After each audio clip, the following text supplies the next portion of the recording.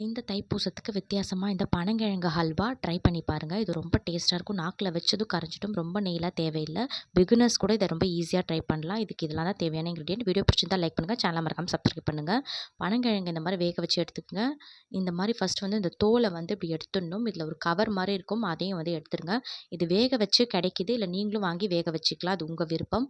இந்த மாரி கிரவுன் பார்ட்ட வந்து ஃபர்ஸ்ட் வந்து இப்படி கட் பண்ணி எடுத்துக்கோங்க.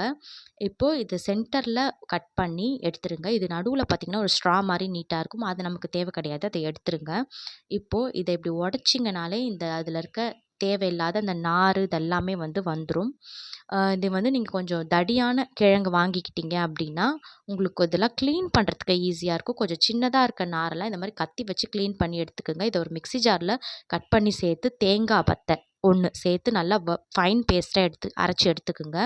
இப்போ ஒரு பாத்திரத்தில 1 டீஸ்பூன் நெய் சேர்த்து தேவையான அளவு முந்திரி, திராட்சை சேர்த்து பொரிஞ்சதும் அதில 1/4 டம்ளர் தண்ணி சேர்த்து 6 டேபிள் ஸ்பூன் நாட்டு சர்க்கரை சேர்த்து கலந்துக்குங்க. இது கூடவோ குறையவோ உங்க விருப்பம் சேர்த்துக்கலாம். ஒரு ஏலக்காய் தட்டி சேர்த்துக்குங்க. இப்போ இந்த இது நல்லா இந்த மாரி வந்து பொங்கி வரும். இந்த டைம்ல பனங்கிழங்கு, தேங்காய் அரைச்சு வச்ச பேஸ்ட்ட இது கூட சேர்த்து நல்லா இந்த மாரி வந்து கலந்து விட்டுருங்க. இது ஃபுல்லாவே நீங்க சிம்ல வச்சு தான் செய்யணும். இந்த மாரி ஆனதுக்கு அப்புறமா ஒரு 3லருந்து 4 வாட்டி 1 டீஸ்பூன் நெய் சேர்த்து சேர்த்து இந்த மாரி கலந்துக்குங்க. இந்த பதம் வந்ததும் ஃபைனலா 1 டீஸ்பூன் நெய் சேர்த்து சர்வ் பண்ணீங்கன்னா, நல்லா சூப்பரான பனங்கிழங்கு ஹல்வா ரெடி ஆயிடும். நீங்க இத இதுல தான் செஞ்சீங்கன்னா யாரும் நம்பவே மாட்டாங்க.